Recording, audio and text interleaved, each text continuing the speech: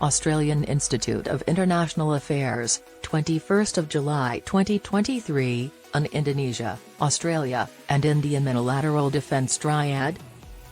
The threat to Indonesia's interests has been highlighted by China's encroachment into the country's exclusive economic zone. While a covert military modernization has occurred, Indonesia might benefit from forming a trilateral defence agreement with Australia and India. The requirement for a joint defence partnership between the nations has come up again during the second session of the trilateral meeting between Indonesia, Australia, and India at the level of the foreign ministers. Despite the virtual start of the negotiations in 2020, it took the parties 2 years to see any movement. Indonesia has been especially irritated by Australia and India's participation in Quadrilateral Security Dialogue. However, Indonesia's current state of strategic instability necessitates a shift in this attitude. Indonesia has never had an official disagreement with China. However, in recent years, Beijing's leadership has been adamant about preventing Indonesia from exploring oil and natural gas in the North Natuna Islands. As a result of repeated invasions, Indonesia has sent warships to the area. In a formal letter to the UN in 2022, the Indonesian foreign minister complained that Chinese claims on the Nine-Dash Line were endangering Indonesian economic interests. Despite having a friendly relationship with China, there are clear indications that Jakarta is becoming uneasy about Beijing. Regarding U.S. participation in the area, Indonesia has always doubted American motives. It is not eager to live in a neighborhood that we influence. Given its problematic history with the US and the notion among Indonesia's security establishment, many in government now see Washington as another meddling force rather than a regional security provider. Despite the widespread notion to the contrary, America's regional balancing against China has benefited Indonesia. Indonesia revealed its comprehensive strategy for military modernization in 2021.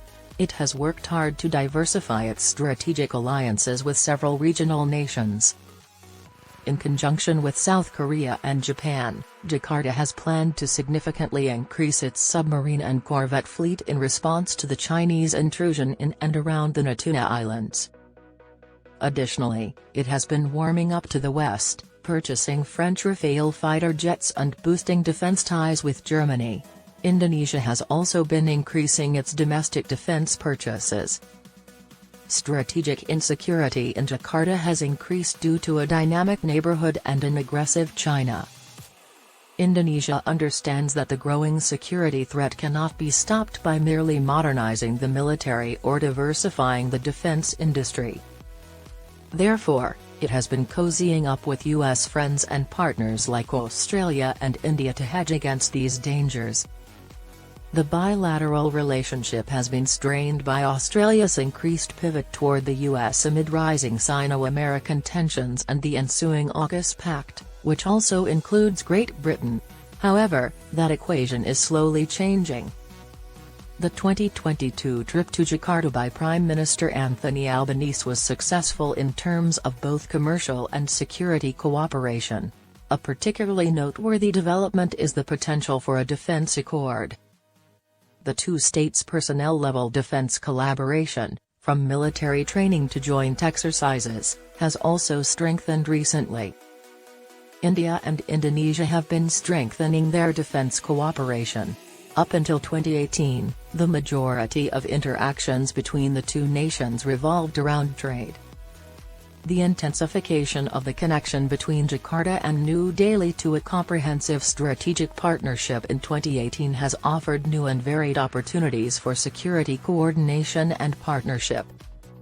How quickly the relationship between India and Indonesia has developed is demonstrated by bilateral naval drills like Samudra Sakti and Indonesia's choice to buy BrahMos missiles and defense technologies from India.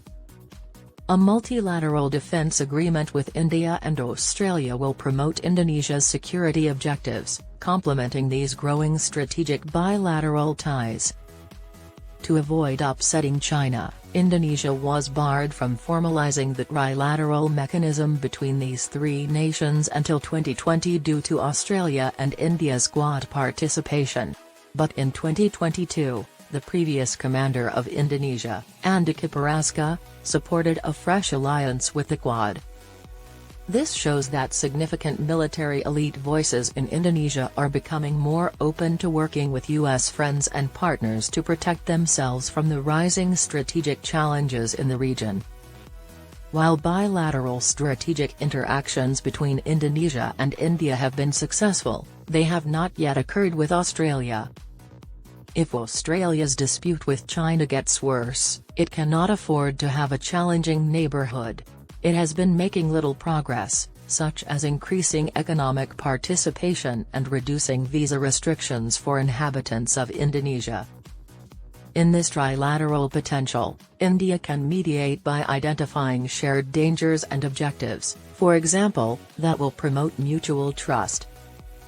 Given its historically trustworthy relationship with Indonesia and its growingly friendly ties with Australia, India can use its position to encourage more security cooperation between Canberra and Jakarta.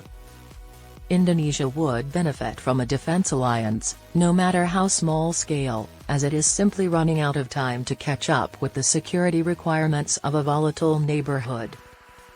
The agenda for the trilateral summit between Indonesia, Australia, and India in 2023 is less explicit about its goals than it could be. The tweets from Subrahmanyam Jaishankar, the Foreign Minister of India, imply that there is plenty to agree on between the three nations.